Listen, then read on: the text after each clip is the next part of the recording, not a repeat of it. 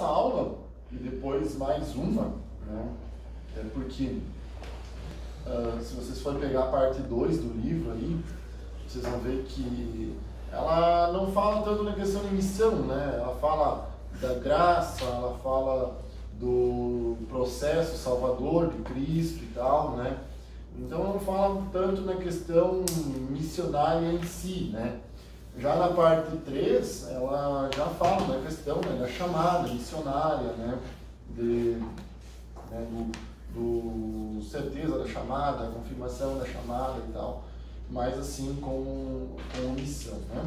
E como esses temas assim, eles não são assim tão sobre assuntos específicos assim da Bíblia, né? Lógico que missão tem a ver com a Bíblia, né? Mas não são assuntos ali os evangelhos, epístolas pastorais, epístolas paulinas e tal. A gente pode dar uma agilizada, né? Então hoje aí a gente vai, né, falar ainda sobre missão e daí mais uma aula, né, que vão dar aí 3 aulas, daí a gente insera esse livro aí, né, que no total vão ir 5 semanas, daí a gente não vai ter semana que vem e não tivemos semana passada, né?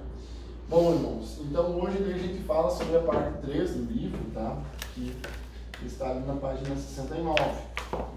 Começando com a parte da vocação. Se vocês deram uma lida ali, ou forem dar uma lida, vocês vão ver que ele fala bem pouco da questão missão em si, né? Mas fala da obra do Espírito Santo na missão, do amor do cristão, né? Do ato de Cristo, no amor, né, de Cristo pelas almas, mas não muito sobre a questão de estratégias missionárias e tal, né? Aí a diferença ali da nova aliança para a velha aliança, que é coisa que vocês também já estudaram. Bom, irmãos, eu dei uma pesquisada em algumas coisas e tal, né, até para nós sairmos um pouco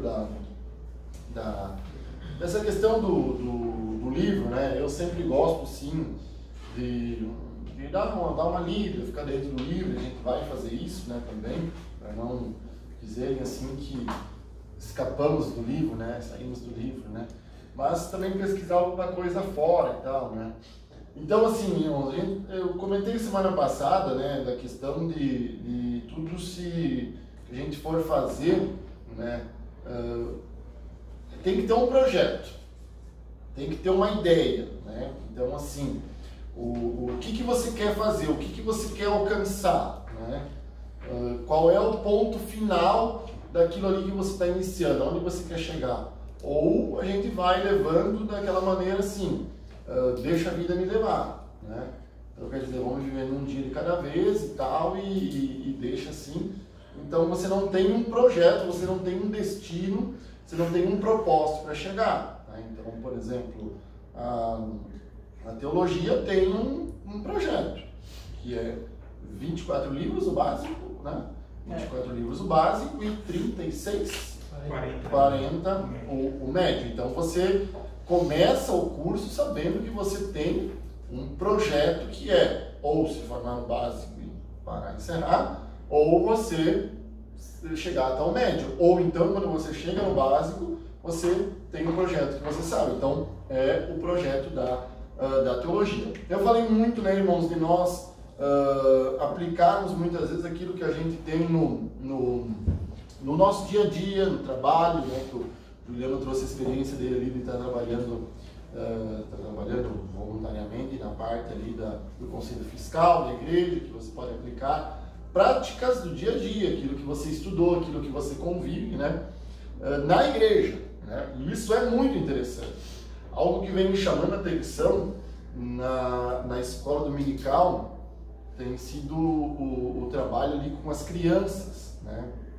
Que sabe que com as crianças não adianta você chegar, vir aqui e só começar a explicar, começar a ler. Você tem que ter algo mais visual, você tem que ter algo mais, né? Então, a esposa lá do irmão Darcy, que dá aula para as crianças, ela tem uma experiência nisso, né? Ela dava aula a vida inteira e tal, então ela sabe melhor do que eu, porque a pedagogia, para uma criança, a maneira de você ensinar é diferente do que você ensinar para um adulto, para um adolescente, para um senhor, para uma senhora, enfim. Então, achei interessante, sempre, todo domingo tem alguma invenção lá, sabe? A gente fica até meio assim, vendo o que vai sair, né? Então, por exemplo, na aula passada, tinha a questão de que de que Deus transformou lá, não deixa de ser Deus, né? As águas amargas em águas doces, lá para o povo de Israel, né? Então, o que ela trouxe? Ela trouxe o chocolate amargo para eles provarem, né? As crianças provaram o chocolate amargo, né? E depois eles provaram o chocolate doce, né? Então é interessante o simbolismo que ela trouxe de água amarga para água doce. E fora outras coisas, lá a montagem que faz do mar, lá, que daí mexe o mar abre e tal, o mar fecha e tal.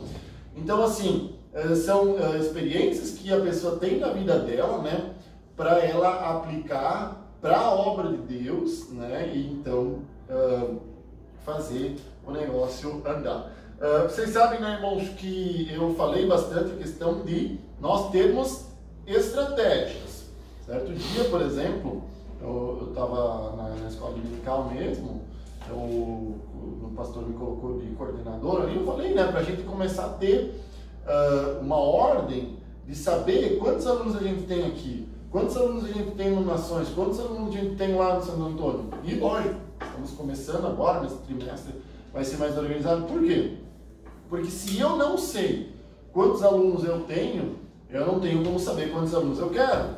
Porque numa dessas eu vou dizer assim, eu quero 100, mas daí já tem 120 vindo, entendeu? Então, se eu não sei qual é as turmas, onde eu tenho crianças, onde eu não tenho crianças, onde eu não tenho um departamento de criança e tal, né, na escola bíblica, assim, né, onde só tem classe de adultos, onde não tem de jovens, enfim. Então, tudo isso é você ter um projeto. Daí até eu citei um exemplo, né, de que eu já ouvi muitas vezes quantos membros tem a Igreja de Concórdia.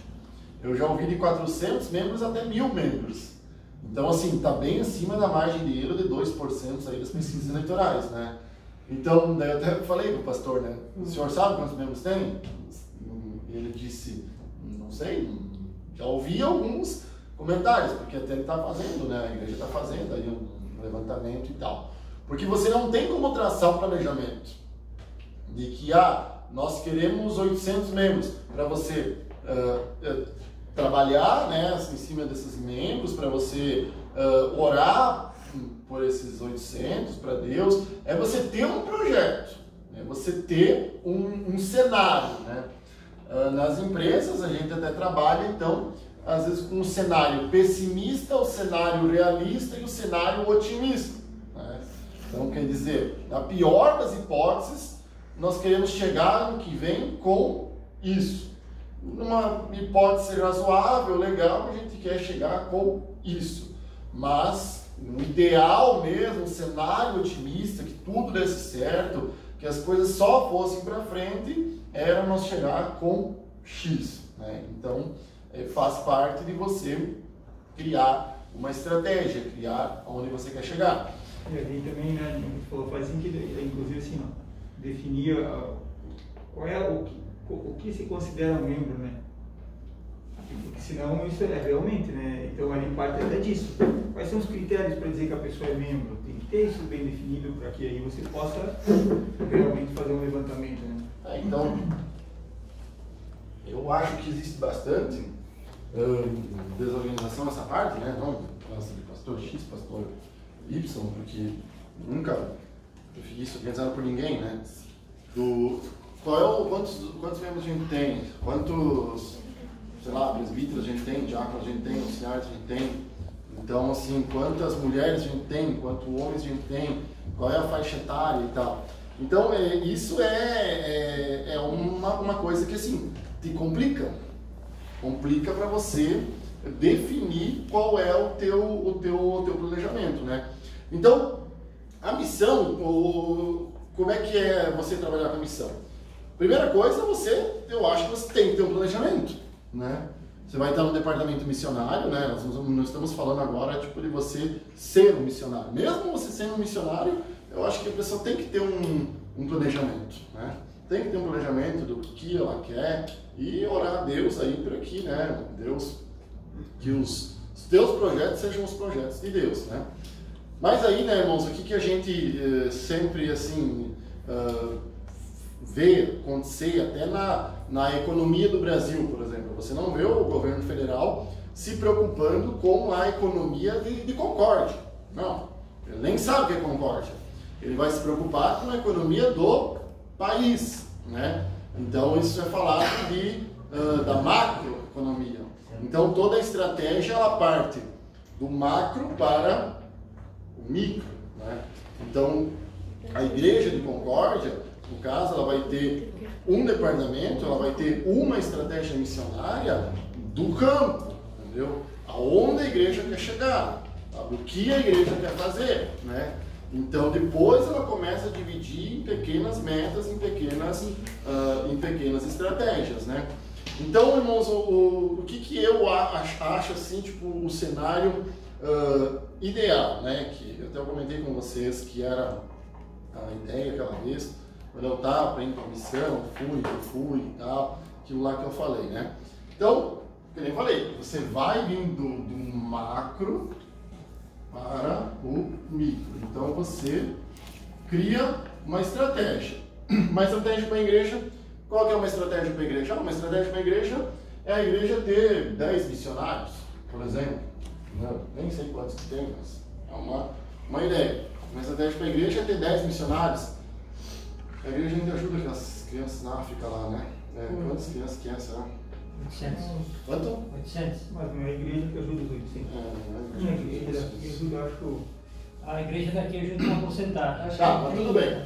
Vamos supor que daí a igreja tem um projeto de ajudar mais 100 crianças. Então, no ano de 2022, estava me confundindo aqui, a gente vai, 2022. No ano de 2022, esse seria um projeto macro na Igreja Assembleia de Deus e Concórdia. Seria você ajudar 10 missionários, você sustentar 10 missionários e você sustentar 100 crianças. Na África, o que você precisa para sustentar eles? Dinheiro. O funfa, din-din. Então, vamos supor que tá, não sei, mas isso aqui daria, vamos fazer um cálculo fácil aqui. R$50 por criança, 5 mil, mas os 3 mil por missionários, 30 mil. Tu tá pagando bem, cara, missionário. Ah, mas tô pensando no custo total, né? Você tá pagando bem. Sabe que missionários não pagam FGTS, essas coisas pagam em convenção. Deixa eu sonhar. Não, você tá pagando bem. Então você missionário. Quando for missionário, eu quero você. Tá, então 30 mil mais 5. Tá, você complicou a conta, agora faz 35 vezes 12. 35 vezes 12, 350, mais... 380 mil. Cara, quando ganha bem, né? Isso aí é... Já saiu rápido. Tá, então você tem aqui um orçamento, pessoal, de...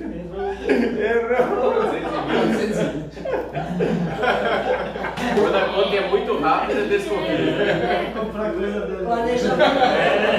Sabe aquela história que pediram, né? Do que você é bom? Aí eu faço o cálculo extremamente rápido. Daí passa o cálculo, o cara responde, realmente, foi extremamente rápido, mas está extremamente errado. Ele falou que ele respondia rápido, não estava certo, né? Planejamento errado. Então, pessoal, você tem um orçamento que você vai ter que ter R$420 mil no ano para bancar esses missionários, para bancar essas crianças. Então a igreja tem que ter ciência que esses 10 missionários no ano, né, realmente está a mão aberta. Se um pastor ver isso aqui vai chorar, vai dizer que dá para sustentar uns 30. Então, para você sustentar 10 mais a 100 crianças. Sustentar 30, eu vou dizer, tu vive com isso, Não, você está corretíssimo, né? Só estou brincando com a visão, muitas vezes, das pessoas que vão lá, dão R$1.000, R$800 e dizem que estamos sustentando o missionário. Não está sustentando. Está dando uma esmola para o missionário lá, né? Então, você sabe que você tem isso aqui. Aí vamos supor, irmãos, que você...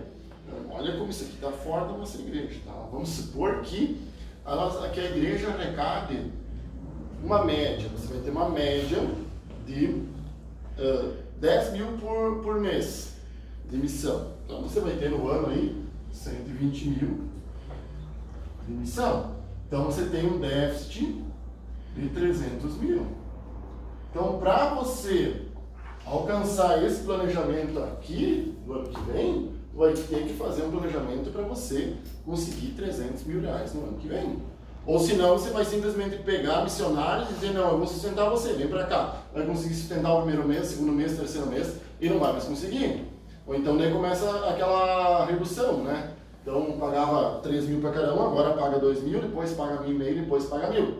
Então, o departamento missionário vai ter que fazer um projeto. Entendeu? Como é que eles vão conseguir isso daqui? E talvez nessa hora do projeto é que você consegue ver que essa meta seria inalcançável nesses valores. Para a nossa igreja inalcançável. Então, só vamos rever a meta. Para nossa igreja. Vamos deixar a meta aberta que nem a Dilma, né? E depois dobrar a meta, porque daí é um perigo, né? Então, mas aqui a gente tá, né? Vamos supor que estaria totalmente inalcançável para a igreja e tal. Vamos colocar aqui então 20 mil.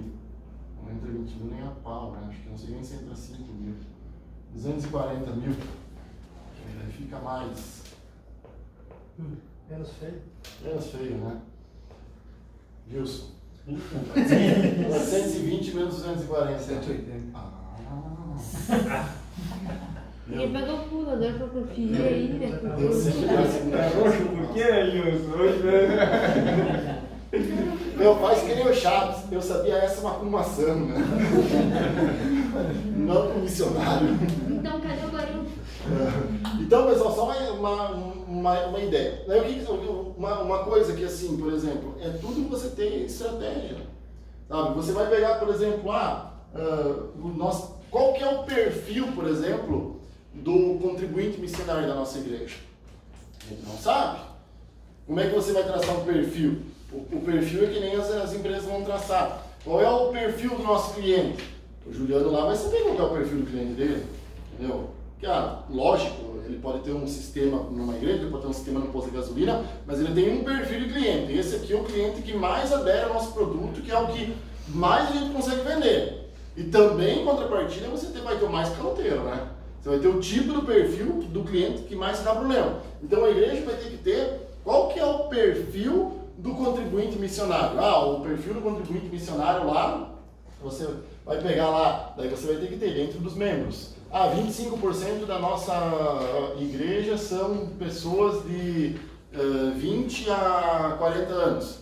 Mas desses 25%, você tem 15% que são contribuintes de missão. Então você tem 10% dessa faixa da igreja que não contribui com a missão. E daí precisa entender o porquê que essas pessoas não contribuem com a missão. Não contribuem com a missão porque uma coisa, irmãos, que a igreja faz pouco, né? E acho que deveria fazer mais é aquele negócio, ouvir a ponta, a gente fala, né? Ouvir quem está lá na frente fazendo negócio. Por exemplo, para um diretor, para um gerente, para qualquer dono de uma empresa, às vezes, ele toma uma decisão, mas ele não toma a decisão baseada em quem está lá na ponta, o vendedor que está lá na ponta. Porque ele vai dizer, não, esse canetão aqui, se ele tivesse uma tampa diferente, ia vender melhor, né? Ia ser mais adaptável. Então, às vezes, não se ouve a ponta, não se ouve lá, mas por que você não contribui para a missão? Lógico, vai chegar para cada pessoa, vai, sei lá, entregar um papelzinho ali para a pessoa e tal, por que você não contribui para a missão? Então, tu começa a criar planejamento. Aonde que você pode, né? Vamos supor que a igreja tem lá, sei lá, né? Tem novo aí, 500 dizimistas. E você tem 380 que são contribuintes missionários. Então você tem 120 pessoas que na igreja que dizimam, né, que são fiéis nos seus dízimos, mas que não contribuem para a missão. Então veja o tanto de coisa que dá para se fazer. Então você pode pegar tipo o valor médio de cada contribuição. Se você entra R$1.000 por mês e você tem, sei lá, 100 contribuintes, 100 pessoas que dão missão, o valor médio ali está na faixa de R$10, né? ou você tem 10 mil, né, e você tem 2 contribuintes, 5 mil cada um, o valor médio. Então, assim, para você saber qual é o valor médio, qual é o valor médio de cada congregação, tá? Que daí tem aquela questão, né, irmãos, que às vezes as pessoas dão um valor missionário assim por ser uma pequena esmola, né? Dão ali 5 pila ali e tal para ter o nome escrito e tal.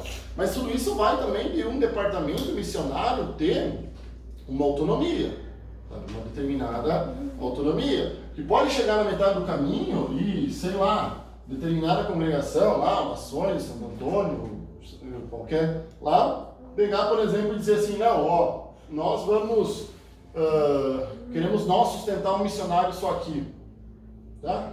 Aí dá lá 3 mil.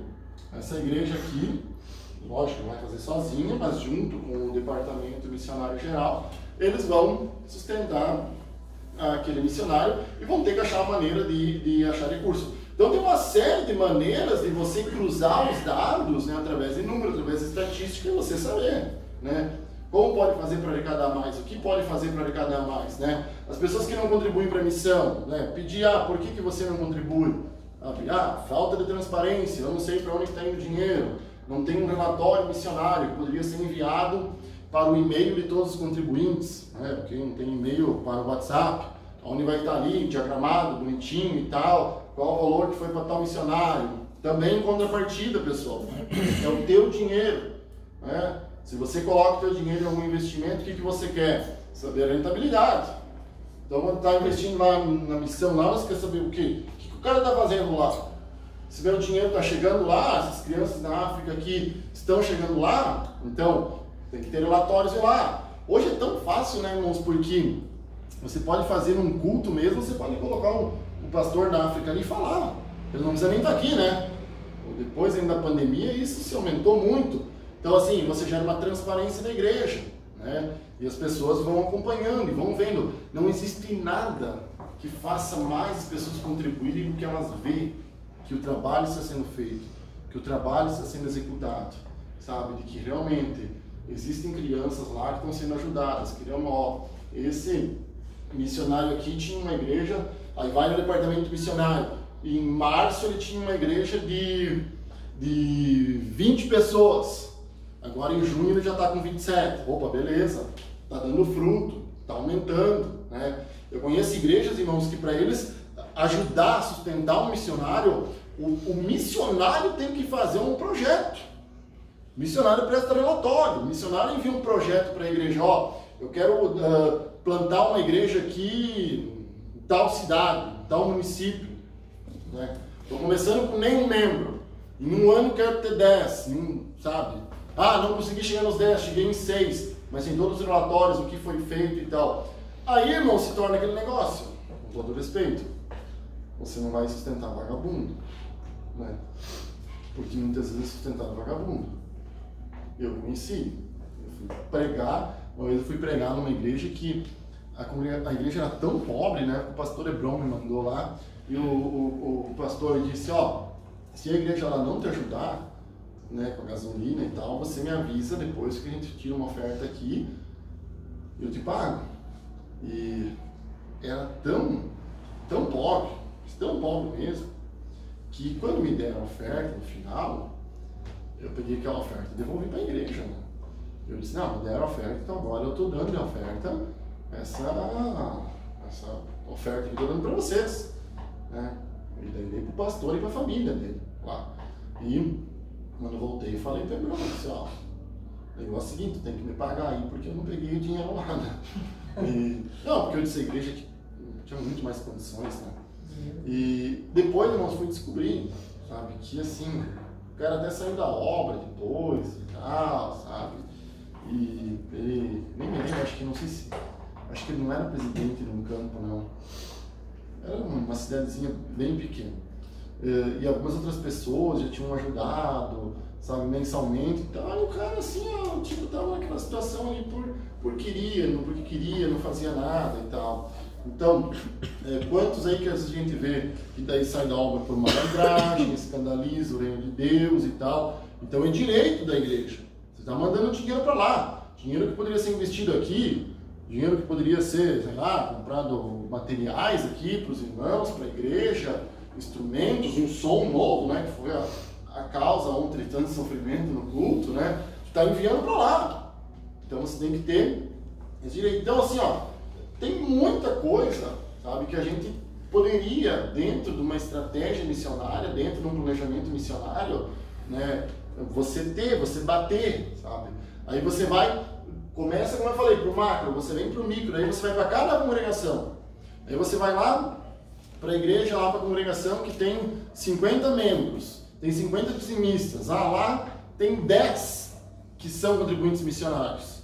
Então o percentual de contribuintes missionários lá é bem abaixo da média da igreja em Concórdia. Então por que lá é tão baixo? Será que lá não tem que trabalhar alguma coisa? Será que lá não tem que falar mais a missão? Será que lá não tem que mostrar mais para a igreja a missão, o trabalho da missão? Então, irmãos, assim, só para mostrar para vocês que, lógico, Deus vai, né, nos abençoar. Deus, como diz lá Paulo em Coríntios, né, o próprio Paulo plantou, né, o Apolo regou, mas, né, é Deus que dá o crescimento da obra, né? Então tudo lógico com a ajuda de Deus. Então por isso a importância de que você vai montar um departamento, você vai montar uma diretoria na igreja, você não pode, tipo, pegar todos da sede. Não, você precisa pegar um daqui, um de Missões, um de Santo Antônio, um do Nova Brasília, um de Cidarita, um do, como é que é o teu bairro lá? Colibri, né? Não sei se tem mais um bairro aí que eu esqueci aí e tal, né? Então você coloca um ali porque cada um vem com as suas estratégias dos seus bairros. Então assim, nós, principalmente a missão, principalmente o departamento de missão, não é só fazer um congresso, sabe? Não é só fazer um congresso. Às vezes as pessoas acham que é isso.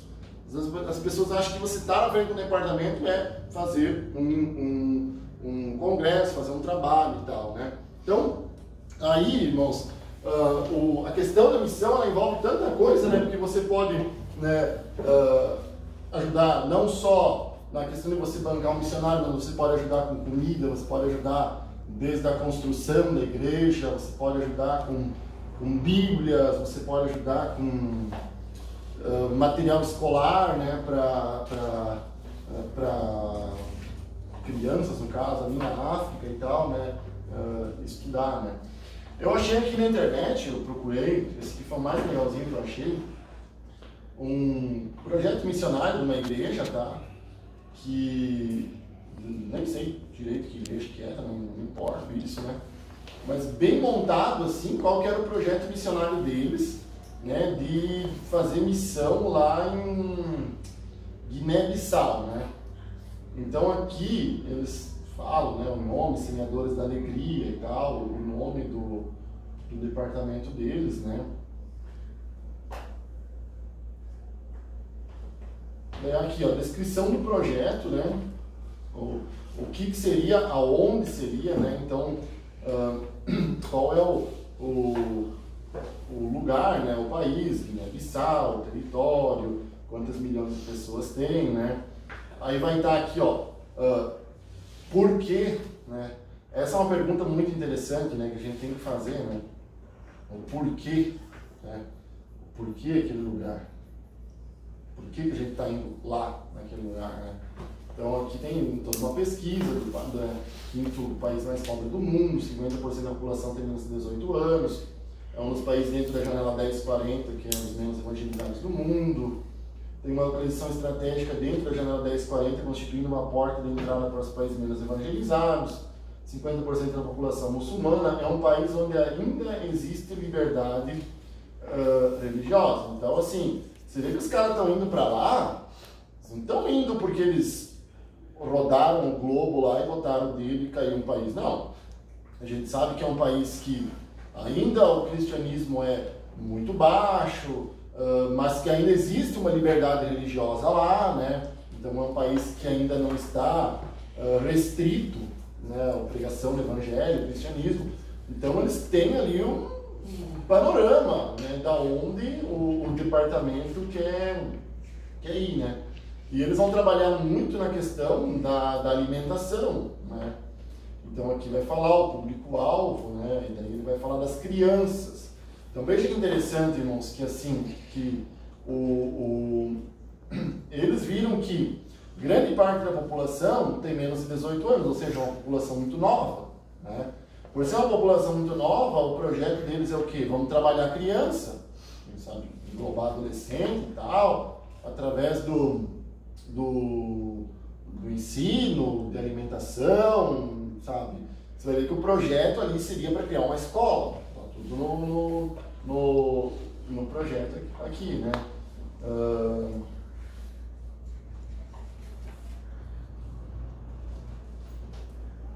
Então, pilares do projeto.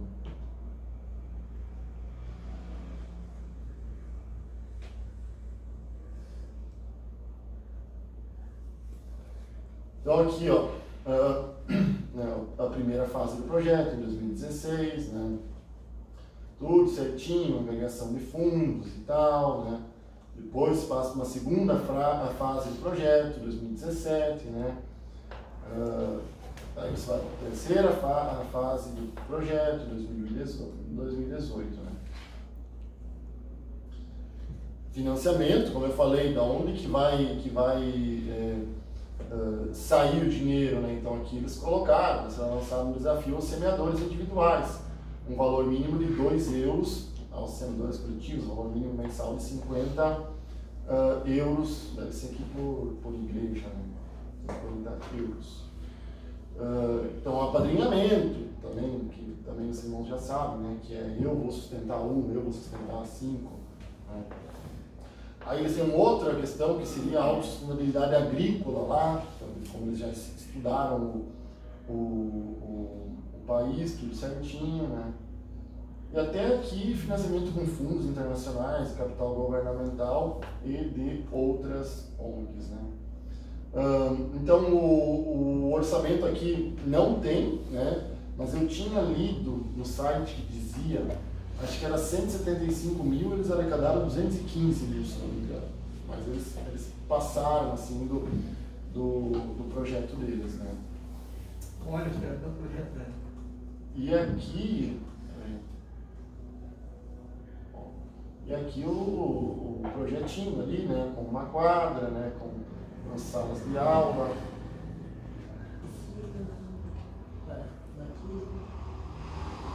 Ó, refeitório para 200 crianças, 141 metros de área útil, sala de informática para 30 crianças, sala pré-escolar, biblioteca. Nossa. Só que assim, aí vocês pensam o seguinte, irmãos, nós vamos chegar, né?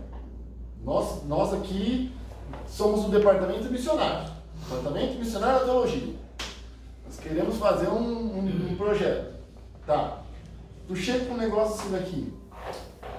Tu pode visitar outras igrejas, não precisa nem ser só em Concórdia. Tu pode visitar outras igrejas, pode visitar igrejas maiores, você pode visitar empresários, doadores e tal. Poxa, tu tem todo um projeto ali, sabe? E qual é o custo, qual vai ser as fases de implementação do projeto, tudo certinho. Qual é o público-alvo e tal. Aí eu digo para vocês, é mais fácil de você conseguir contribuintes ou não com isso daqui? É mais fácil, porque está sendo visto. E daí depois tem a contrapartida, né? E você daí mandar lá fotos, né? Mandar vídeos lá da construção, do negócio lá e tal. Então, pessoal, assim, ó, nós temos que criar, bolar estratégias, né? Para que a gente possa aplicar no reino de Deus. Que nem eu sempre falei de Paulo. Paulo, meus irmãos, tinha uma estratégia definida. Qual que é a estratégia de Paulo? Eu chego numa cidade e vou para a sinagoga. Por que na sinagoga? Porque na sinagoga já vão saber o que eu estou falando. Eu vou começar a falar lá de trás da lei de Moisés. Eles conhecem da lei. Quando eu chegar aqui, eu digo, oh, Jesus é esse que cumpriu a lei. Entendeu? Então o Paulo não chegava em qualquer lugar e começava a pregar, não.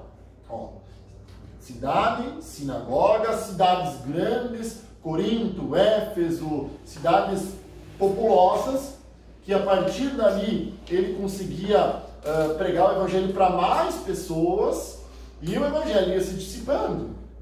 Entende? Então, era a estratégia missionária de Paulo. Então, lógico, Paulo só fazia isso, não fazia de nenhum outro jeito. Não. Em Atenas, Paulo fez diferente, né? Paulo foi lá no Areópago, lá conversar com o pessoal lá, com os atenienses tão estudiosos, filósofos e tal, né? Mas Paulo tinha uma estratégia, irmãos. Sabe? Paulo tinha uma estratégia, da onde ele ia, para quem ele pregaria, qual era o público, qual era até o tipo de mensagem. Então, assim, a igreja tem que ter estratégia. Ela tem que ter estratégia, sabe? Por exemplo, de você despertar nas crianças. Eu me lembro que uma vez o Gideões, né? Os Gideões missionários lá e tal, ele tinha um cofrinho, né? De papel e tal, tu dobrava fazendo cofrinho para as crianças colocar a moedinha ali e tal, e aquilo ali era a contribuição missionária da criança, para você ensinar desde pequena ali a criança a contribuir para a missão. Então, assim, ó, é uma estratégia deles, uma sacada deles, para que o pai, né, a mãe, ensine desde pequeno, né, a criança a ser um contribuinte missionário, sabe? Um ofertante da obra de Deus. Eu me lembro que minha mãe fazia isso aí com nós. Aí, tipo, aquela lá era, por mais pobre que nós fossem, entendeu? Colocava umas moedinhas lá, aquela lá, uma vez por ano, acho, não sei, uma vez cada 6 meses, não me lembro. Você levava, você tinha lá a oferta lá, que era a oferta para ajudar um missionário, para ajudar na missão. Então, assim, são estratégias, são maneiras que a pessoa pode fazer para alcançar, né? Uma vez, irmãos, quando eu trabalhava lá, tipo, de dirigente lá do Parque de Exposições, daí a gente foi evangelizar, fazer um evangelismo lá no bairro lá e tal, lá. E daí eu pensei assim, mas panfleto todo mundo distribui já, né? Eu pensei, o que eu vou fazer, né? Nem sei se estava certo, não, enfim, né? Aí na época, o CD estava muito em alta, né? Tipo, hoje o CD está em queda livre, né? Praticamente não existe mais. Mas na época, CD, todo mundo ouvia CD no carro, CD em casa e tal. Então nós criamos, aí tinha o David lá na gráfica lá, né? E nós criamos uma capinha, um CD, uma capinha toda personalizada, vermelha e tal, como se fosse um presente, que a pessoa abria um presente. E dentro tinha um CD, que nós tínhamos gravado com músicas, assim, músicas meio da moda, que tinha na época o Regis Danese, o Lázaro, aquelas épocas lá, né? Então você já vê quantos anos fazem, né? E daí tinha ali umas 3 músicas mais ou menos, e no meio da música nós gravamos uma mensagem, sabe? Uma pregação, não digo bem simples, mas assim, bem para a pessoa aceitar Cristo, sabe? E durante a gravação daquela pregação ali, daí eu tinha gravado, né? Eu convidava a pessoa, então, para entregar a vida para Jesus, para dobrar o joelho e tal, e orava pela pessoa, no CD mesmo. E a gente fez aquilo lá, mas entregamos, sim, centenas de CDs na época, né? Aí, isso aí faz, meu Deus do céu, cara, uns 8 anos por aí e tal, né? Faz mais ou menos um ano atrás, veio um rapaz que trabalha comigo. E ele veio lá e me mostrou, tu conhece esse CD aqui? O cara me mostrou, ele não vem na Assembleia, mas vai na Quadrangular. Sim, aceitou Jesus por causa daquele CD. Glória. Sim, e daí assim, daí minha esposa conhecia a mulher dele, minha esposa falou, o cara era bêbado, assim, ó, perdidão na vida, cara. E daí eu disse assim, me empresta esse aqui, o cara dá uma ouvida, uma recordada e tal, né? E acabei ficando 5, 6, 7 dias com aquele CD lá, ele veio lá e me pediu de volta, cara, o CD, né? Então veja assim, ó, que são estratégias. E outras pessoas vieram na igreja para conhecer, para ouvir a palavra e tal. Mas são estratégias, na época a gente pensou, mas aquele panfletinho, as pessoas pegam e jogam no lixo e tal, né? Então, tantas outras coisas aí, né? Eu digo às vezes, irmãos, assim, ó, às vezes eu falo lá, às vezes para as pessoas que trabalham comigo, assim, ó, hoje nós não precisamos inventar praticamente nada, né? É só copiar. Copiar que eu digo não é fazer pirataria, tá? Mas assim, todo mundo já fez isso, você acha no YouTube, você acha na internet, você acha, assim, casos assim que deram certo em qualquer coisa. Eu digo, olha, se eu for aprender a ser soldador lá no YouTube, lá deve ter um curso lá de soldador, lá que eu vou... Já experimentou? Já aprendi bastante segredo. Não, hoje eu aprendi tudo lá, né? Então, assim, a internet está cheia de coisa. Então, isso aí nós temos que usarmos para a prática do Evangelho, né? Para a escola bíblica, ali, para a escola dominical, eu tenho falado com o pastor ali de umas estratégias aí que eu quero colocar em prática, né? Vamos ver aí como é que vai aí das respostas para esse mês aí, para criar, para divulgar, para mostrar, criar estratégias para as pessoas virem, né? Então, irmãos, é só para... eu achei uns 2, 3 na internet, mas eu achei esse aqui o mais legal por causa de uma escola, um negócio de lazer que eles queriam fazer, né? Mas um projeto bem específico. Aí por que nós, numa dessa aí, a nossa igreja não poderia ter um projeto assim? Não estou falando desse tamanho, né? Mas, sei lá, um projeto semelhante, né? Então, assim, são estratégias, irmãos. Por exemplo, a gente fala de ganhar almas, mas assim, ó, a gente tem alguma estratégia para nós pregar o Evangelho para quem está preso? Não tem? Tudo bem, vocês vão me dizer, agora não dava para ir por causa do Covid, não sei o que, eu nem sei bem certo como é que está isso aí, né? Já liberou lá no... Mas um exemplo, né? Eu só sei que as visitas íntimas eles vão liberar de novo, aí que essa aí eles divulgam, né? Na mídia, né?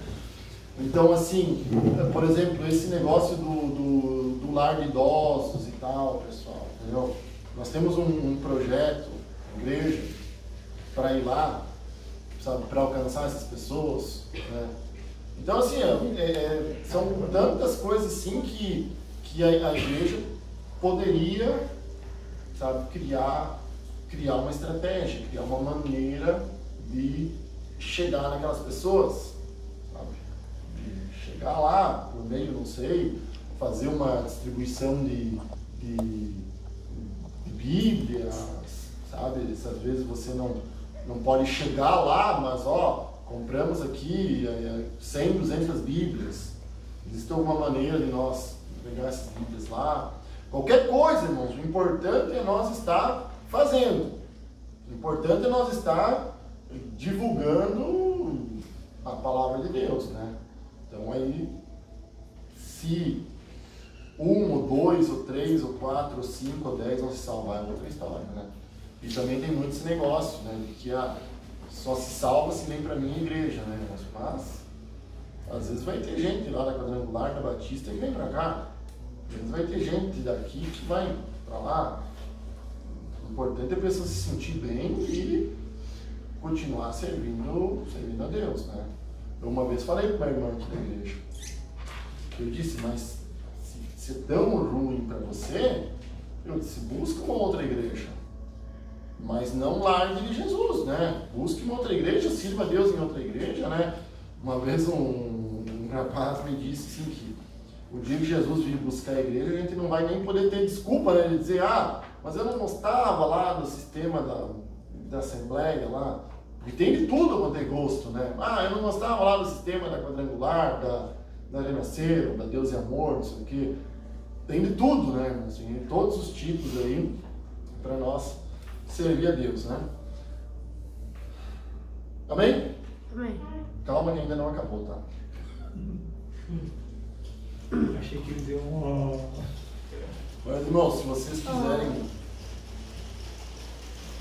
Eu não acredito. Tem coragem. Eu vim de moto. Sério? Também não deu, tô dizendo. Mas tu sabia que era também? Aí a tristeza bate forte. Ah, o calor Ei, calor, desse, né? gasolina cara, pensei, olha o moto, né? Ô Felipe, Passei no Caramba, posto, faz 3 enchi o tanque, 23 pila. É a única alegria que a única vez que eu digo, pode completar. Quando encosta aqui lá, né, cara? E aí tem E ainda tá ficando difícil, cara. ô Felipe, foi de vômito, agora vai ser gripe provavelmente, né? Deixa a moto aí, tá de calor. Tá de calor. Tá louco. É, Então, irmãos, se vocês quiserem comentar, se falar alguma coisa, perguntar, fica à vontade, tá? O ano vai passar. Vamos Agora só, né, a gente falou, o irmão Luiz Felipe deu exemplos, né, aqui de estratégia, né, e às vezes pode dar a impressão de trouxe tanto em dinheiro e tal, é óbvio, né, irmão, porque ali está falando do meio, né, infelizmente é assim que você precisa dessa condição, mas quando fala também em estratégia, daí não seria tanto estratégia, mas o objetivo, né, é que por causa desses missionários, o que se você quer, a gente também tem que ganhar almas, né. Então a gente pode levar um pouquinho acima e dizer, essa é a nossa estratégia, mas em cima disso tem um objetivo. Então o objetivo é o que nós queremos e a estratégia vai ser como. Né? Então, bom, nós queremos ganhar, sei lá, 200 almas. Para isso nós precisamos, nossa estratégia vai ser ajudar, né, os missionários e assim por diante. Então isso é muito benéfico, acho que e conseguir, o legal que a gente falou, a dificuldade que às vezes se tem no que diz respeito quando se fala em trabalhos voluntários, né? Porque a maioria das vezes, como é algo voluntário, de certa forma cada um faz do jeito que quer, mais ou menos assim, né? Não digo bem de uma forma. E isso dificulta depois continuidade. Então, quando a gente começa a olhar para algo um pouco mais estruturado, a gente começa a pensar que fica fácil depois, por exemplo, se o Luiz Felipe, porventura, Deus chamou ele para uma outra obra, ele vai para um outro ministério, para uma outra cidade, né? Vai se mudar. Pô, mas tem um projeto em andamento, mas é um projeto estruturado, um projeto que está ali, que você é visual, que fica, né? Fica muito mais fácil outra pessoa, né, chegar e conseguir dar continuidade naquilo, né? Aproveitar tudo que já fez. E infelizmente nos trabalhos voluntários a gente tem essa dificuldade, que basicamente cada um que chega meio que começa tudo do zero de novo, do jeito que chegou, porque não tem uma continuidade.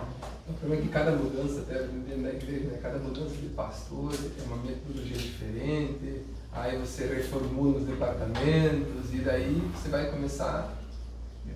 Na verdade, senhor, eu acho que isso se baseia num projeto da igreja local, né? Mudou o pastor, não vai mudar o projeto. Você tem uma assim visão como que daí tu vai fazer um projeto de a curto, a médio e a longo prazo, que é o que tem ali. Foi em 2016, o que era a ideia deles? 2017 era outra coisa, 2018 era outra coisa.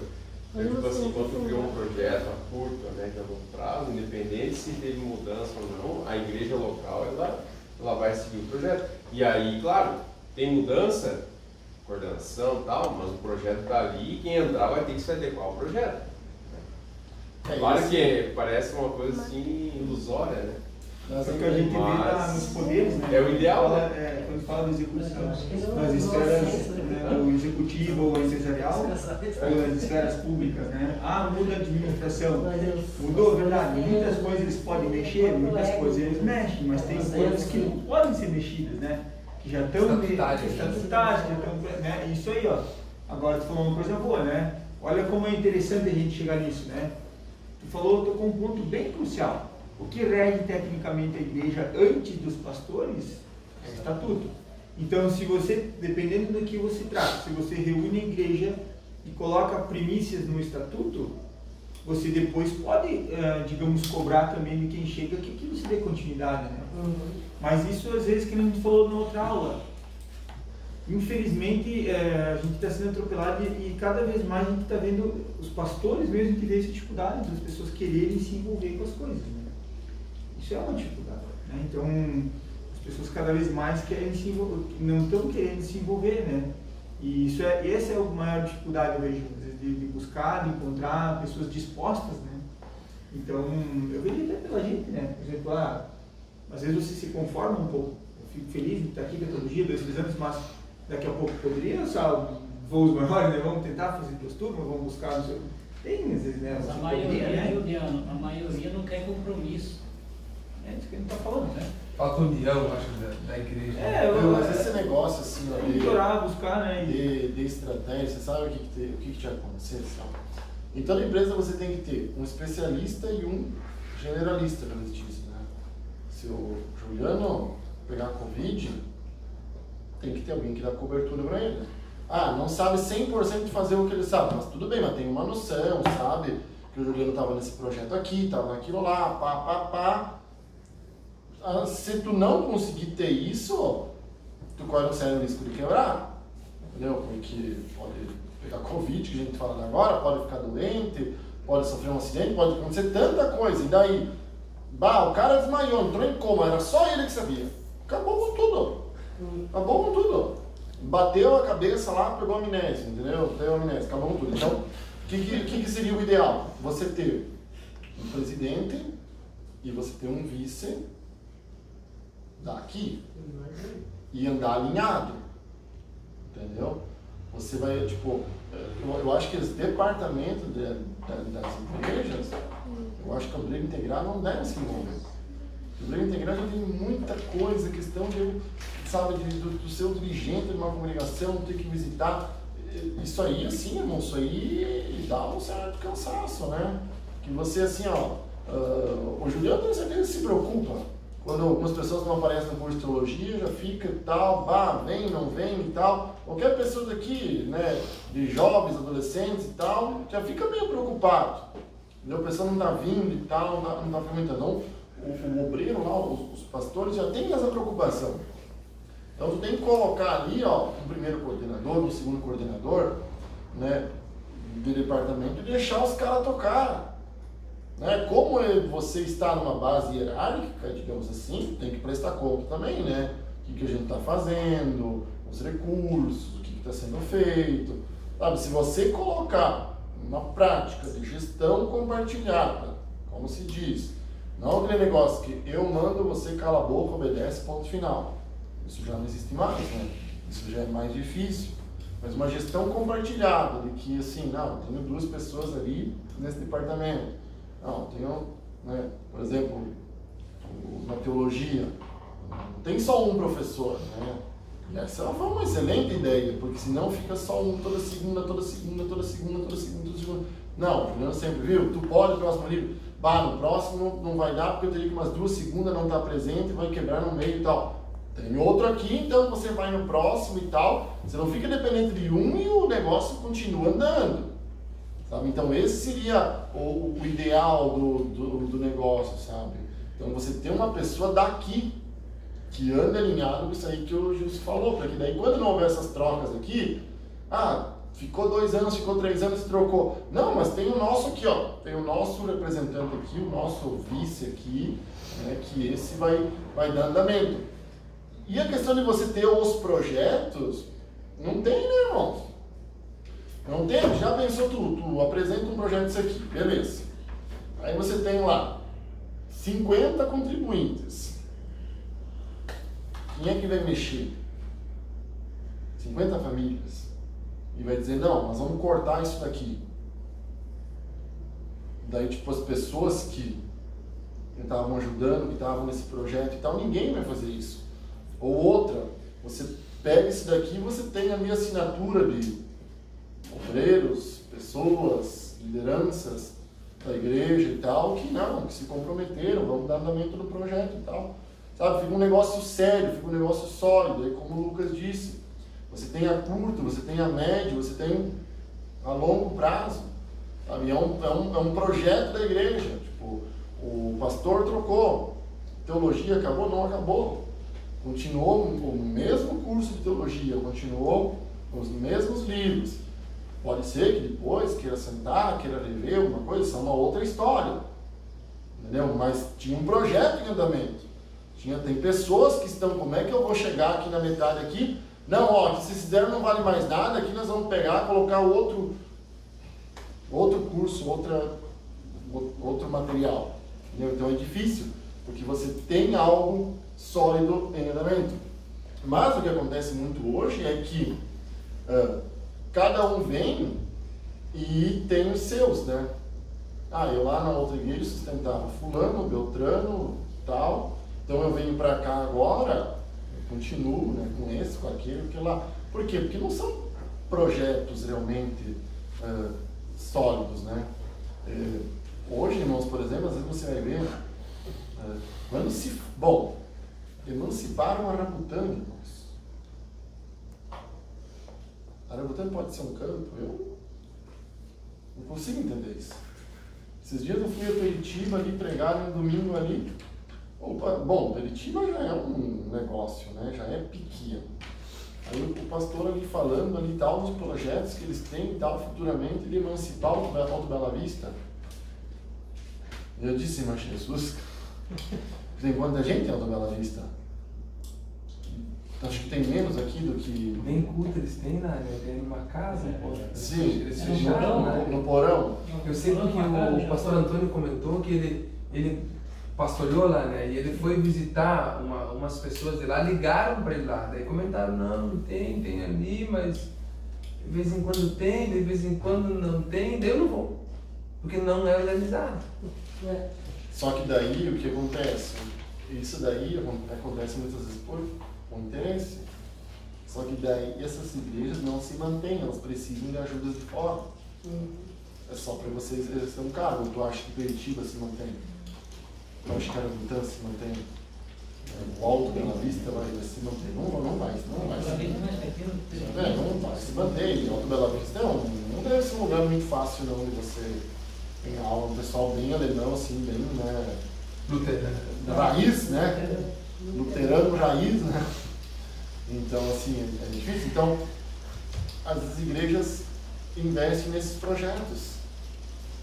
Que tu vai ficar lá. Não que não tenha que ter alguém lá, lógico que tem que ter alguém lá, sabe? Só que são projetos que não vão frutificar. E às vezes, irmãos, olha, é um pouco duro, sabe? Mas às vezes por não haver essa cobrança, que se cria aí muita gente aí no meio evangélico aí que, entendeu? Entenderam, né? Estamos em entrar no meio termo, né? Mas vamos pensar, né? Porque quando a gente olha assim esse projeto grande, isso vale para todas as nossas áreas, né? Às vezes sempre a gente vê como é algo assim que às vezes fica em segundo. Eu vejo que aqui está tendo um interesse maior, né? As coisas ficam em segundo plano, principalmente a parte das crianças, né? Muitas vezes a parte dos jovens. Os jovens, não digo até você tem um pouco mais de movimento, mas os próprios adolescentes. A gente está na igreja, tudo bem, antes a gente se converteu na Batista, depois veio para a Assembleia, mas mais de 20 anos. Né? E, digamos, nos últimos anos que a gente viu algo, não sei, o Felipe pode dizer, né? No nosso tempo até, né? Isso deve ser muito tempo atrás, não tinha muito projetos mais voltados para a escola, a primeira escola de vida, né? Mas para coisas assim, porque realmente a língua vinha os nossos igrejas do amanhã, né? Como a gente fala. E a gente está vendo justamente essa questão da omissão, de não se envolver na obra. Se você pegar, muitas vezes, quem está envolvido em uma certa parte, são pessoas que já têm idade, né? Então, muitos anos na igreja.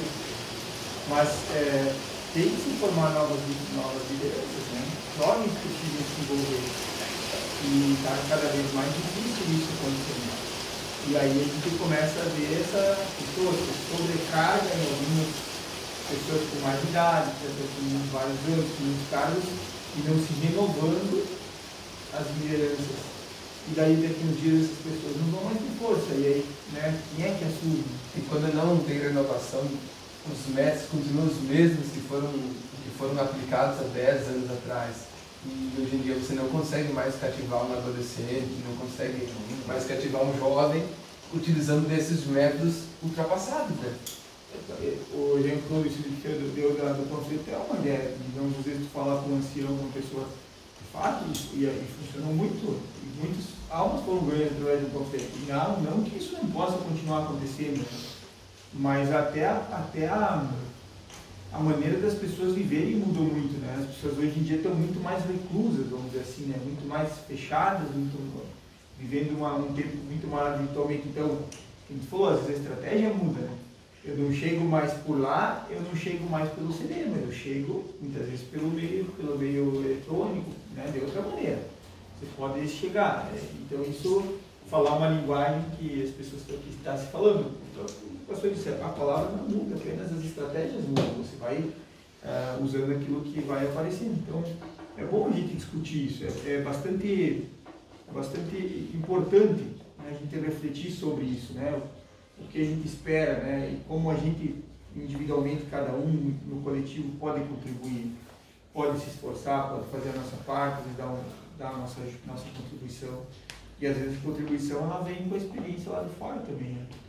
E, às vezes a gente vê isso muito mais notório dentro da igreja, muitas vezes, né, no que diz respeito à parte de trabalho, digamos, de obra, coisa assim, no caso do Marcelo, né, que eu sempre com trabalho voluntário ajudando, mas outras áreas da igreja também podem auxiliar bastante em outros sentidos, né, em outros conhecimentos que também fazem todo sentido, né, para dentro da igreja, como falou da irmã, né, uma visão importante, né, uma pessoa que lá fora mexe com crianças, então, como ela traz, né, uma bagagem, ela contribui de forma a colocar as peças no lugar certo, pode ser extremamente produtivo. Colocar as peças no lugar certo, utilizar a experiência que você tem lá fora. E isso aí que o Gilson falou, né, de que a palavra continua mesmo, mas as estratégias, eu nunca me esqueço, né, irmãos, que um dia eu fui pregar numa igreja, e daí estava indo para o culto lá junto com o pastor e eu estava com um tablet e eu sempre digito minhas mensagens e tal, se for aqui no meu computador tem lá, tem aquela mensagem lá toda digitadinha, com esboço, texto básico. E eu digito as mensagens, eu não faço só o esboço, eu digito de uma maneira que se eu ler daqui um ano, é como se fosse uma redação, eu me lembro tudo de novo. É um jeito que eu uso que me grava, entendeu? Eu consigo gravar. Porque às vezes só o esboço ali, o que isso aqui quer dizer, né? Então eu tenho o título da mensagem, tudo. Eu não falo o título da mensagem que eu vou pregar, mas é uma maneira que eu organizo, eu tenho ali, aquilo ali. Aí, tá, vou pregar isso aqui, tal e tal, o tablet ali, né? Aí quando o pastor me viu com o tablet, isso faz uns anos, eu acho que uns 5 anos, sei lá. Mas tu não vai pregar com isso aí, né? Tu tem a Bíblia, né? Não. Isso aqui eu só estava aqui para dar uma lida no esboço e tal, a Bíblia da dentro do cara e tal.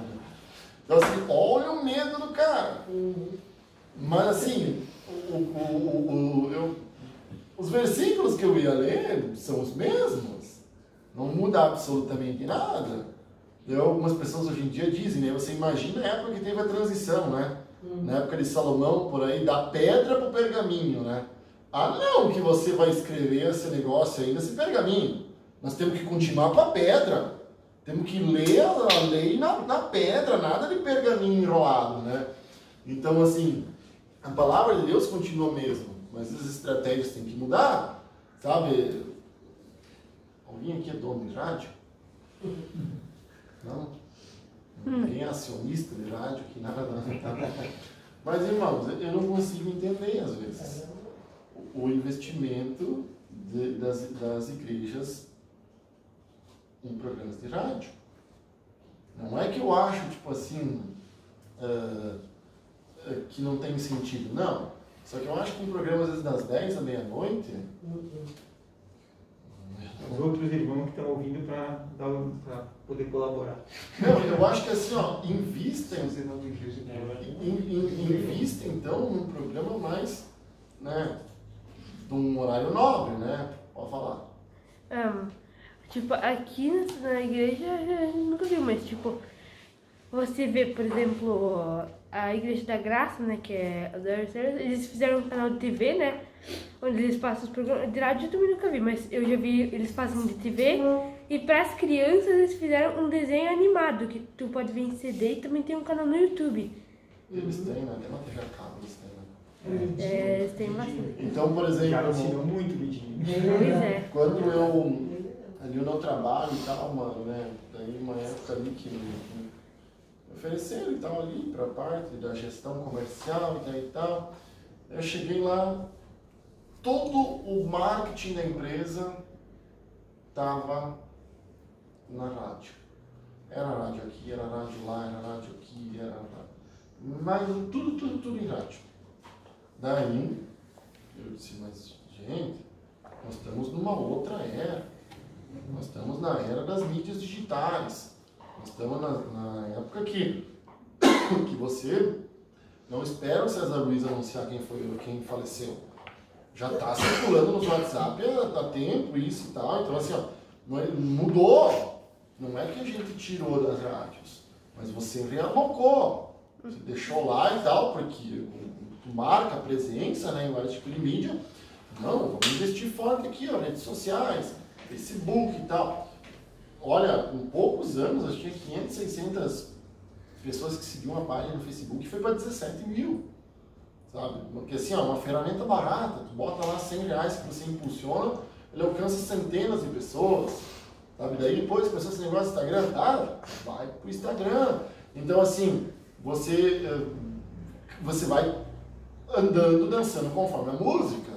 Daqui a pouco, sei lá, não existe mais isso, vem um outro negócio. Você falou, por exemplo, ali de televisão e tal e tal. Hoje, para tu criar um canal no YouTube, é de graça. Entendeu? Tu pode um equipamento, alguma coisa e tal, é de graça. Tu tem um canal no YouTube da igreja e tal, certinho e tal, né? Então, com edição e tal, um negócio mais caprichado. Por exemplo, a nossa igreja, uma época, tinha site. Se eu fui tentar entrar no site da igreja, não existe mais. Tá lá que não existe. Sabe, no site da igreja, uma época, até eu escrevia uns artigos, de vez em quando, me pedia, um outro irmão escrevia, era colocado os artigos, na época era Páscoa, o artigo da Páscoa, tinha até enquetes. Então, assim, é esse o mundo hoje, entendeu? É essa a visão que a gente tem que ter. É você olhar e dizer isso aí, ó, está tendo uma mudança de geração, sabe? Então, tendo que se criar novas lideranças, novos obreiros. E daí é você olhar, né, como, mais ou menos, como você olhar para uma empresa. Eu não vou só treinar o gerente, vou treinar o diretor, vou treinar o supervisor, não. Eu vou olhar para aquele lá que pode vir se tornar um supervisor, que pode vir se tornar um gerente e vou investir naquele lá também. Vou investir naquele lá, vou capacitar aquele lá, vou treinar aquele lá. Sabe? Então, daí, assim, não é que a gente vive de marketing, a gente vive de propaganda. Mas, poxa, nós estamos no Setembro Amarelo, né? É isso, né? Negócio de suicídio, né? Então, assim, ó, isso aqui dá um negócio para a igreja, irmãos. Para a igreja trabalhar em cima disso, versículos bíblicos, bases bíblicas, sabe? Vídeos, passagens na internet, sabe? De pessoas que estão, às vezes, em depressão profunda, irmãos, que estão, assim, sabe? De que Jesus é a paz, de que o fardo, o jugo de Jesus é leve, é suave. Tanta coisa para a gente trabalhar, para a gente trazer essas pessoas, irmãos. Isso é missão. Entendeu? Então, assim, ó, estratégia missionária. Quando a gente falou isso aqui, né, irmãos? Eu não estou aqui pedindo dinheiro para vocês. O Juliano nem me paga nada, está me devendo não sei quantos anos aí de teologia aí, né? Não, mas assim, ó, é porque ou você contribui, ou você ora, ou você vai. Né? Então, lógico, oração também faz parte, mas ou você vai, você é um vocacionado, né, para ir, ou então você contribui, você ajuda ali a obra de Deus, né? Então, assim, poxa, irmãos, é um baita de um mês para nós. Lógico que a gente quer prevenir o suicídio. Lógico que a gente quer prevenir essas doenças. E o que melhor, irmãos, do que a palavra de Deus, né? Para trazer consolo, para mudar. Tem gente que usa isso aí até para vender. Sabe? Não sei se o comércio faz propaganda disso daí também, mas o comércio usa tudo para vender. Semana da Independência, Semana da República, Semana da Monarquia, Semana do Comunismo, Semana do Fascismo. Dia do Gaúcho hoje, né? Dia do Gaúcho, então... Qualquer coisa tem promoção, né? Então, assim, temos que utilizar isso daí, irmãos, para nós ir trabalhando, nós ir, sabe, pregando o Evangelho. É isso aí, é estratégias de missão. Então, o Juliano aí deve saber que acabou o período que tu espera o cliente vir na tua porta, né? Esse período, assim, hoje, se tu esperar, ele tem uma série de opções e tal, né? Então, mesma coisa na igreja, irmãos, nós temos que ir atrás das almas. Nós temos que ir pregar a palavra de Deus. Nós não podemos ficar esperando que as pessoas venham, porque cada vez vai ser mais difícil. O mundo está muito... Sabe, o cara para lá em TV lá e assiste o Ariel Soares. Entendeu? Então, cada vez mais... Mas ele assistiu... Hoje em dia, o já pastor não é mais Ariel No Soares. começo, sim. É o começo, porque o problema é quando que a maioria das pessoas não, muitas infelizmente, né, talvez está se desviando, se desvirtuando, assim, e cada vez mais, porque a gente vê Tem outro que canal do fazem outro certos colombiano sucessos, que né, faz coisas também, né? sucesso, Vocês já viram? Totalmente. E essa passagem, ó, eu sempre considerei muito, irmãos, as pessoas que frequentam a teologia. Sempre considerei muito, assim, porque eu acho que o esforço de você estar aqui, de você estar querendo aprender e tal, assim, ó, você pode ver, vai passar os anos aí, ó. Eu comecei na teologia depois, vocês têm que idade aí? Eu tenho 12. Vocês começaram bem antes. Eu sou um pouco mais velho que ele. Mas eu comecei na teologia, o que? Uns 16, por aí, né, 15 anos aí e tal, né? Então, não tenho. Eu tenho interesse na palavra, no crescimento da palavra, isso daí vai se tornando algo, né? Eu sempre conto, era aluno da escola dominical desde pequeno. A mãe vinha lá e vambora. Vinha chutando as pedras, às vezes, porque não queria vir, né, irmão? Mas vinha. Chegava aqui e gostava, era maravilha, brincadeira, não sei o quê, acertava as perguntas, levava a figura para casa e tal. Então, assim, sempre tem bastante consideração, irmãos, porque é uma grande chance de sair daí as novas lideranças da igreja. Porque a gente tem uma carência grande, irmãos, de obreiros que não querem buscar o conhecimento da palavra. De ser um obreiro aprovado. Realmente, um obreiro aprovado que sabe manejar bem a palavra de Deus, mas não que só sabe manejar bem, mas que se prepara bem. Que o pastor quiser me colocar naquele departamento lá, quiser me colocar naquela área lá, eu tô pronto, estou à disposição, né? Então é bem interessante a gente ir se aperfeiçoando aí cada vez mais, né? Irmão, aqui na página 69, para vocês depois não reclamar que vocês pagam o livro e eu não uso o livro, né? Já é 9 horas, sei já. que vocês já leram tudo esse livro aí. Tem gente aí que leu até de trás para frente. Então, a vocação.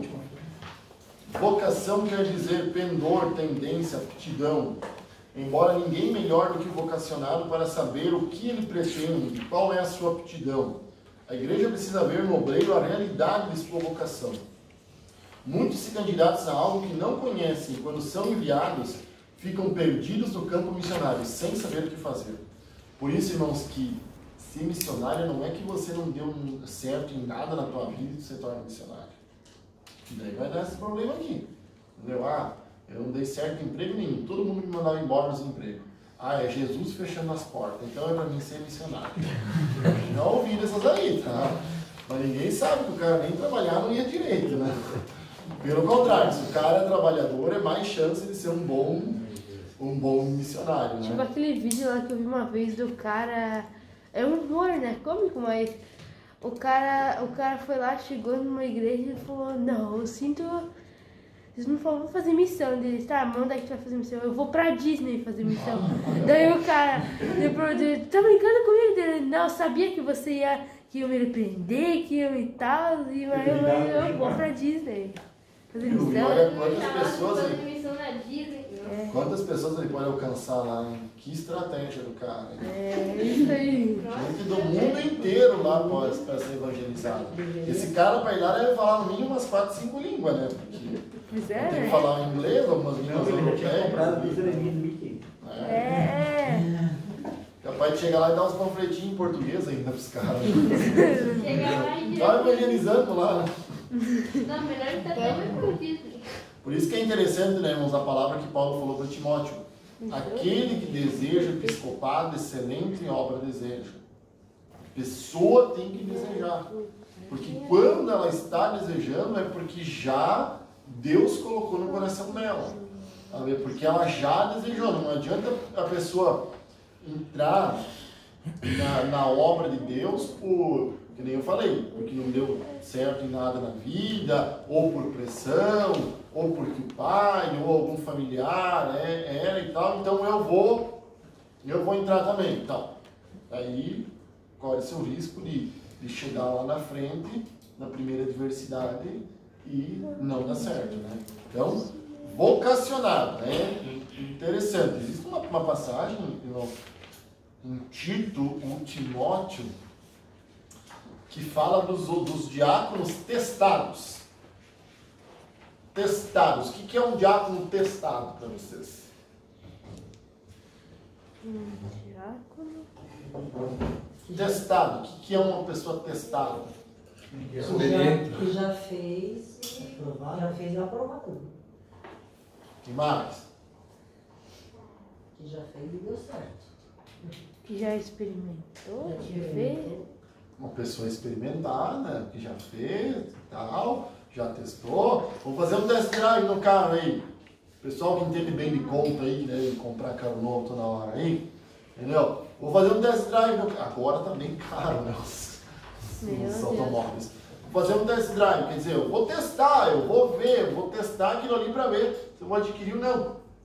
E eu gosto muito, né, irmãos? Eu acho que assim, ó, eu não sou. Eu não idolatro pregador, tá? Esse negócio de idolatrar aí, o pessoal às vezes gosta dessas coisas, mas eu não. Mas eu tenho minhas preferências, né, ali. E um cara que eu gosto muito é o Hernandes Dias Lopes, né? Pra mim é o cara mais inteligente que eu já vi de Bíblia e tal, né? E de vez em quando eu vejo uma mensagem dele no YouTube, tem até uns cultos ao vivo e tal, né? Que de vez em quando também passa e eu assisto.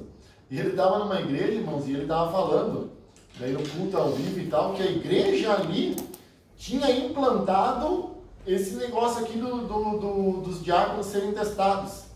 Ou seja, eles estavam experimentando. Os diáconos estavam num estágio. Quer dizer, antes de você ser um diácono mesmo, nós vamos te dar aí, sei lá, 3, 4 meses de estágio. Vamos ver. Quer dizer, você tem que ser antes, porque muitas pessoas se importam muito com o título, né? Que precisa colocar na rede social, né? Então elas se importam muito com o título dela, se vai o DC antes, ou o PB, ou o EV, né? Lá no nome. Então eles testaram, eles fizeram isso. Sabe? Era um estágio, não sei como que se dava isso ali na igreja, mas eu achei interessante, né?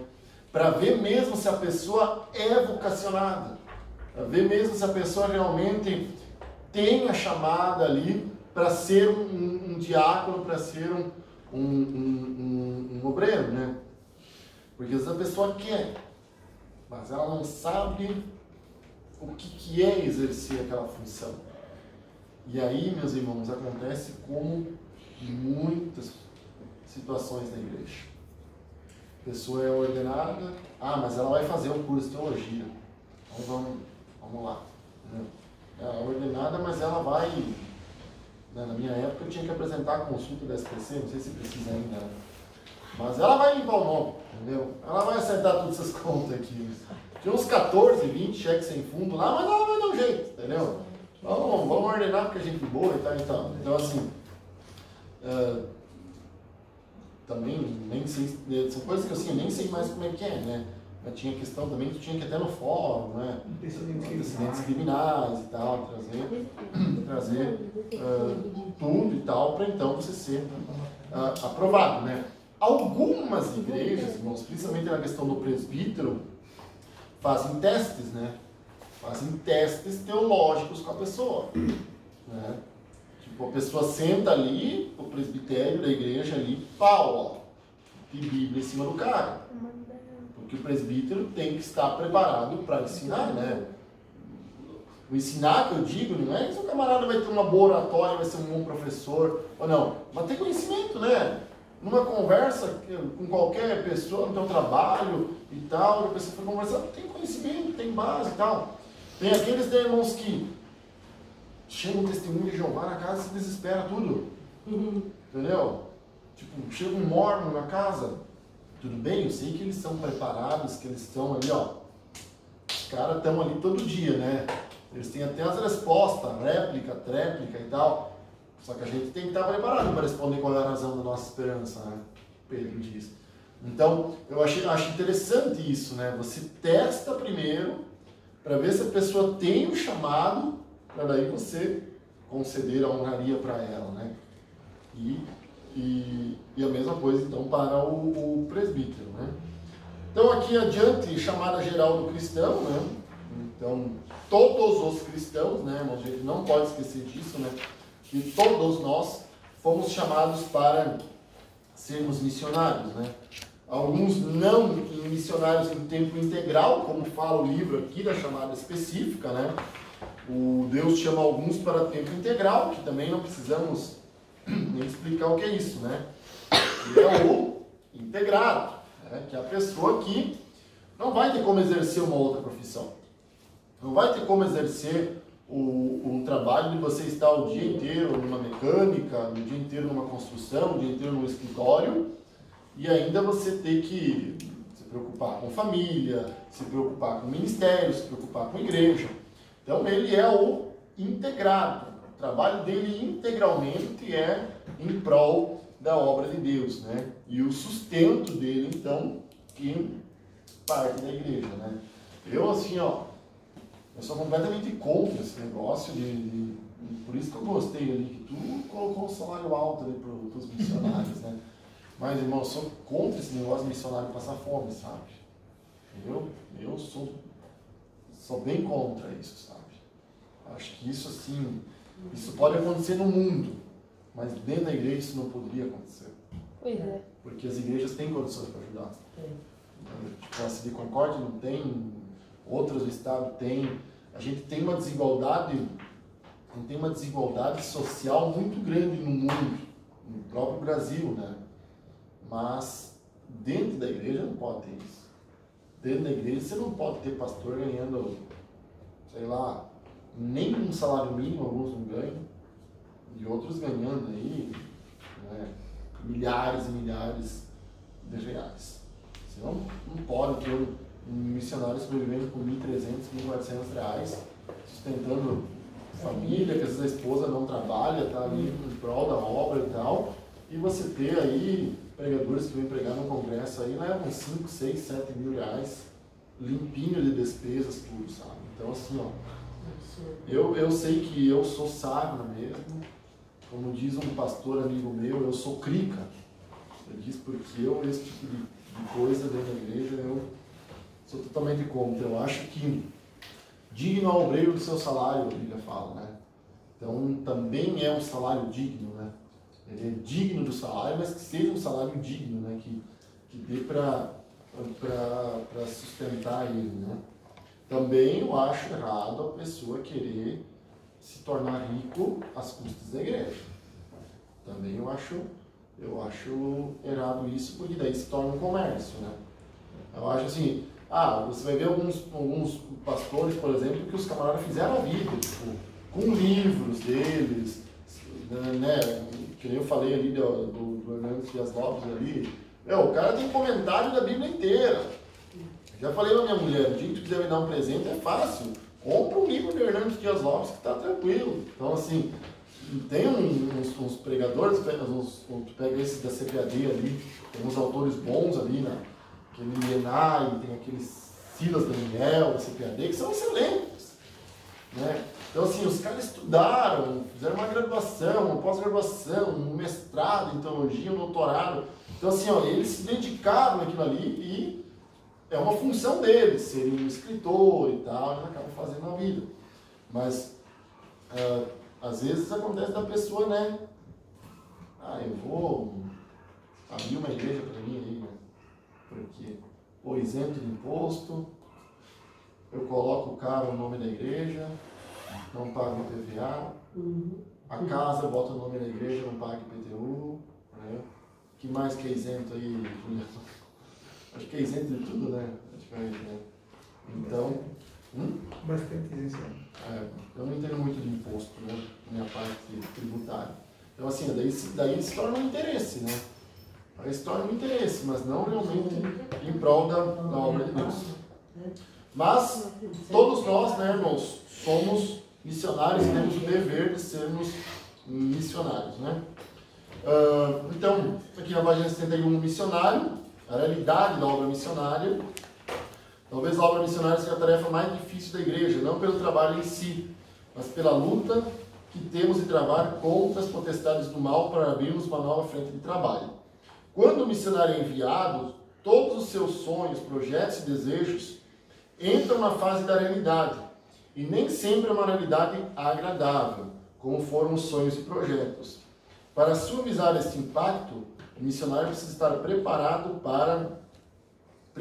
e informado da realidade da obra missionária, né? Informado do local onde você vai, né? Como me lembrei do Mason agora, aquela vez que contou quando levaram para a missão que tinham prometido mundos e fundos e chegaram lá, só tinha fundos. O mundo não tinha mais, né? Então você está bem ciente de onde você vai.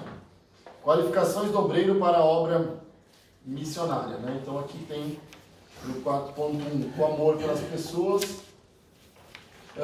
Logicamente, né, irmãos, para você ser um obreiro é que nem político, né? Se você... O político não tem amor pelas pessoas, né? Mas ele pelo menos finge bem, né?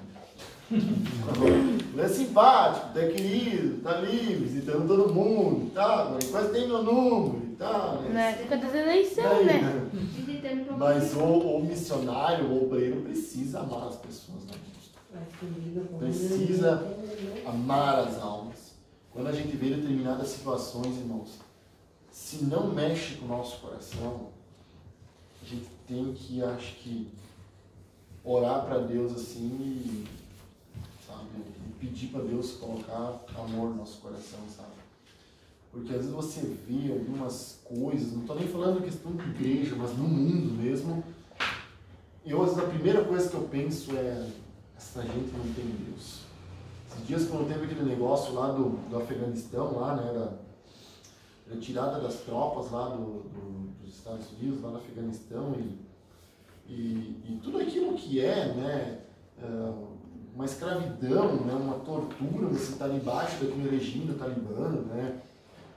Para as mulheres nem se fala, então, assim, é pior que bicho, né, irmãos?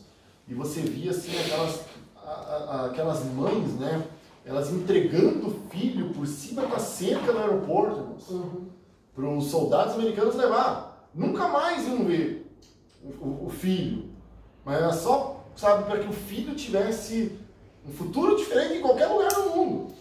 Então você vê o desespero, irmãos. E se nós, como cristãos, nós olhar isso aí, nós não se sentir tocado com isso, irmãos, nós não se sentir assim, tocado com isso, para nós fazer algo em prol do reino de Deus, para nós fazer algo pela obra de Deus. Eu não consigo ir para o Afeganistão, mesmo se conseguir não vai, porque o negócio lá é complicado.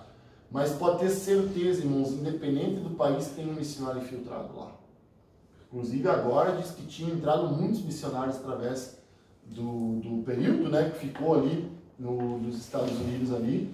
Vários missionários de várias ONGs e tal tinham entrado ali e vão estar lá no meio, irmãos, ainda. De um jeito e de outro, dando um jeito de pregar a palavra. Na Síria, onde for, tem um missionário, irmãos. Aí, por isso que às vezes nós como cristãos, nós olhar a situação de um irmão, claro, e não se sentir tocado, se sentir indiferente para aquela situação, irmãos, eu acho que isso falta bastante, assim, nós temos perdido bastante, sabe? Eu digo nós cristãos, né? Assim, cada um por si, Deus para todos, né? Aquele lema assim, se eu estou na boa, meu irmão está lascado, em certas situações. Eu não sei se vocês lembram, esse é um assunto faz um pouquinho mesmo, mas teve aquele bandidão lá, aquele Lázaro da Silva. Não é Ramos. Ramos é o ator. Lázaro alguma coisa, ó. Aí teve... No domingo de noite, eu cheguei na igreja, irmãos. Nem sei se chega a contar para vocês já isso aí, já. E fui ver lá, procurando lá, né, uma coisa, assistir ali e tal. Coloquei lá na Record, lá. E daí tava passando uma reportagem daquele Cabrini, né? Desse cara aí, né? E daí eles tinham achado uma carta que ele tinha falado e tal, que ele ia se matar, mas que ele não voltava pra cadeia, do que ele sofreu e tal. E daí, num videozinho lá, daí vídeos antigos dele e tal, lá, eles mostrando a reportagem, eles